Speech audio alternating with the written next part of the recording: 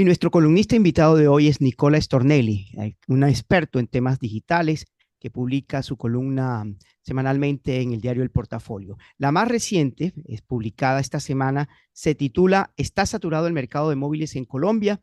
Dice que hay una muy buena oportunidad de sinergia entre estos dos grupos empresariales cuyas marcas son tan queridas y apreciadas por los bogotanos. Nicola, bienvenido a Punto de Vista. Muy buenas tardes.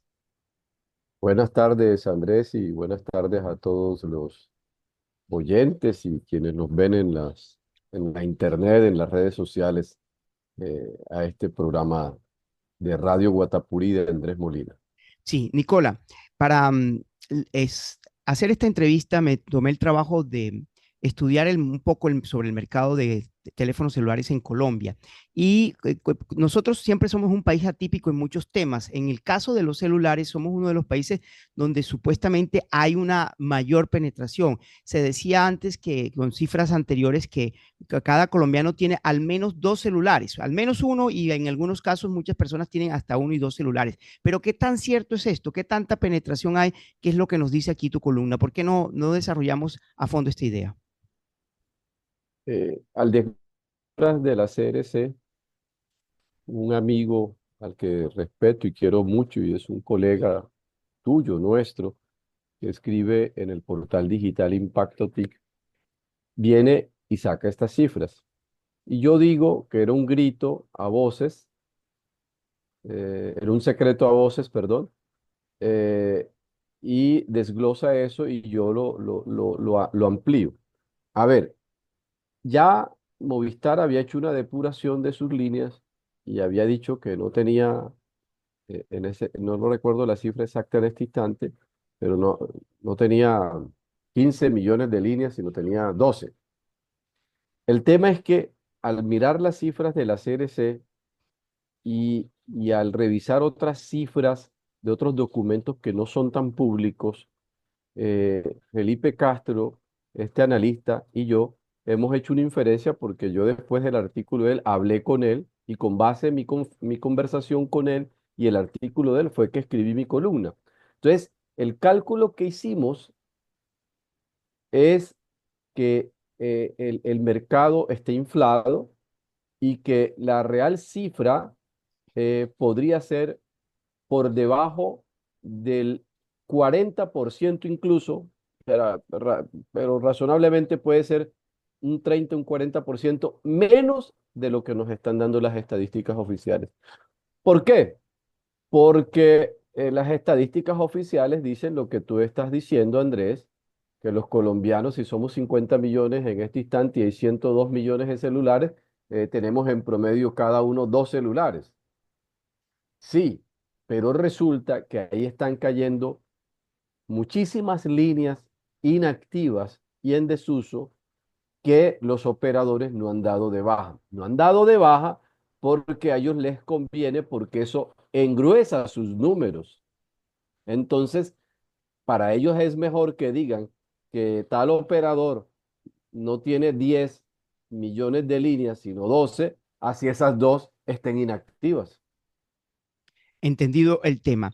Pero además de, digamos, ¿cómo podríamos de alguna manera mejorar esos servicios? Fíjese que usted pone un ejemplo del viaje que hizo Bogotá-Cali de ida y vuelta, su amigo, y en ese trayecto se le perdió la señal al menos 50 veces. Y eso que él es operador de Claro, que supuestamente es el que tiene mayor cobertura en el país.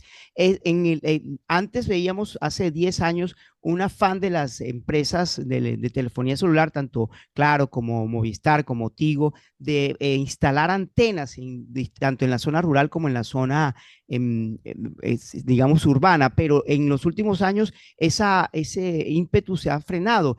Nosotros recibimos con mucha frecuencia, sobre todo de la zona rural, quejas de que la señal se pierde. Es un problema, son dos cosas. Una cosa es la penetración y otra cosa es la cobertura. La penetración es la cantidad de líneas existentes, entonces la cobertura es otra cosa. Aquí tenemos un atraso muy grande. eh, yo lo vengo criticando, cuestionando. De hecho, el atraso es tan grande que dio hasta para un tuit, no sé si usted lo recuerda, del presidente Juan Manuel Santos, siendo presidente de la República, Juan Manuel salió en la caravana presidencial de Casa de Nariño al aeropuerto Catán, al aeropuerto militar pegado al aeropuerto El Dorado, y se le perdió la señal. Su número era Movistar, él no lo dijo, pero los expertos, los que conocemos el sector, sabíamos que Casa de Nariño en ese momento, no sé si hoy en día, el operador era Movistar. Y él tuiteó, señor ministro Diego Molano, o sea, ¿qué pasa con esto? Estoy en plena avenida 26 con tal y se me El ha caído la Dorado. señal. El Dorado con carrera tal y se me ha caído la señal. Lo dijo él en su tuit. Eso, eso de ese momento, o sea, estamos hablando de hace unos 10 o 12 años atrás, demuestra cómo en la capital de la República persistían problemas de cobertura. Ahora, una crítica permanente que hemos hecho los analistas, los poquitos analistas de este sector que hay en Colombia, es la débil y baja cobertura en las carreteras principales, algo que debería haberse solucionado yo ya e infortunadamente no está solucionado. Por eso yo me atreví, a mí me dicen que soy duro con los operadores, a veces me reclaman, me atreví a contar la anécdota porque es que estoy en un proyecto empresarial con ese amigo de esa anécdota y entonces necesitábamos saber niveles de cobertura de los operadores y por una coincidencia providencial en Semana Santa, que fue apenas hace 2 semanas, le tocó viajar Bogotá-Cali y Cali de regreso. Y su operador es claro. Y se colocó juicioso a anotar. Ah, bueno, antes para que los lectores entiendan, los oyentes, perdón, y quienes nos ven entiendan, él me había dicho, oye, pero claro, debe tener una buena cobertura, debe estar en un 90-95% de cobertura en las carreteras principales. Y yo le dije, hombre, esa mentira no se la cree ni Rodrigo de Guzmán, que es el CEO de Claro Colombia, ni Juan Carlos Archila, que es el presidente de América Móvil para la zona norte de América Latina. Sí, América Móvil, aclaro, es la propietaria de Claro Colombia. Y resulta que él se va a hacer el recorrido y encuentra que, claro, en una de las carreteras más importantes de Colombia, Andrés, la que viene de Buenaventura, el puerto más grande de Colombia, se le perdió la señal 50 veces. sí. Nicola, en este sentido, pues hemos, digamos, los principales problemas de la telefonía celular no solamente están en el tema de cobertura, sino también la intermitencia en la conexión, problemas de la calidad del servicio, a veces hay lentitud en la navegación por Internet, está también hasta fallas en la facturación, pero hay un tema que me llama mucho la atención y es el de la tecnología 5G, que no muchos operadores la venden, la ofrecen, pero para términos prácticos, solamente las grandes capitales la tienen. Aquí en Valledupar hace poco, hace como el año pasado, a finales del año pasado, llegó Claro diciendo que había puesto 5G, pero solamente en algunos puntos de la ciudad funciona. En la mayor parte estamos todavía con la 4G. ¿Qué debería hacer el Estado y los operadores privados para que esa tecnología sea efectivamente masiva? Porque pareciera que solamente en algunos muy puntos escasos de la ciudad funciona, digamos, de manera debida. Del resto estamos se baja a la 4G y a veces hasta 3G en la zona rural. Incluso a 3G dentro de Valledupar. Incluso a 3G dentro de Valledupar. Ese es un problema más delicado. El Estado no ha sido exigente en las licitaciones, en las subastas en las que se otorga, se vende, se concesiona el espectro.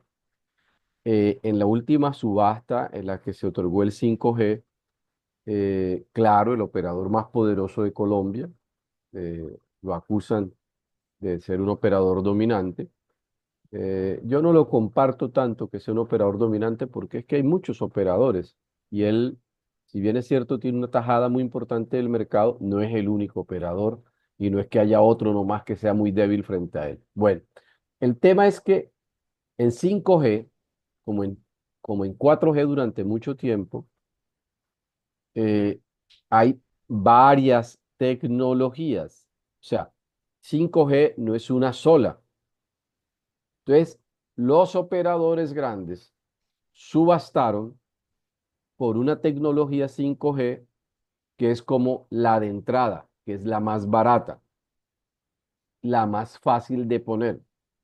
El único operador que ofertó 5G Standalone, que es la más robusta, la de mejores velocidades, descargas, etcétera, etcétera, fue una empresa entrante, Telecol, una empresa brasileña.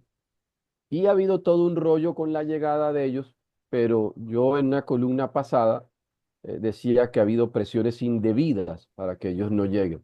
Y en esta columna que usted me está convocando hoy a comentar, precisamente digo que si hay un temor de los grandes frente a un pequeño nuevo que está ofreciendo la última tecnología. Y es totalmente cierto. Ellos no han mejorado. ¿Por qué? Porque ellos tienen un gran mercado de 4G que todavía necesitan exprimir, tienen unas inversiones muy grandes en 4G que todavía necesitan rentabilizar, y resulta que ellos le han apostado al 5G, como usted lo acaba de decir, en los buenos mercados. Eh, Antenas de 5G hay en el norte de Valledupar, y creo que colocaron una en el aeropuerto para que los que llegan de afuera lo sintieran, pero en el resto de la ciudad no hay. Entonces, entonces, sí es cierto, no hay un buen 5G. Dejen de estar comprando teléfonos de 5G carísimos cuando realmente con 4G les va a funcionar muy bien. O sea, es una absoluta bobada invertir en un teléfono. No, porque es que 5G ya llegó el 5G. El 5G no ha terminado de llegar, no ha terminado de madurar en Colombia. Por ahí en unos 2 o 3 años, y cuando entre este nuevo operador, que tengo una información que ahora no puedo dar al aire, es muy posible que solucione su lío jurídico con el MINTIC, y en un mes sepamos que ya efectivamente va a iniciar operaciones. eh, Esto va a obligar a los otros operadores a mejorar sus operaciones.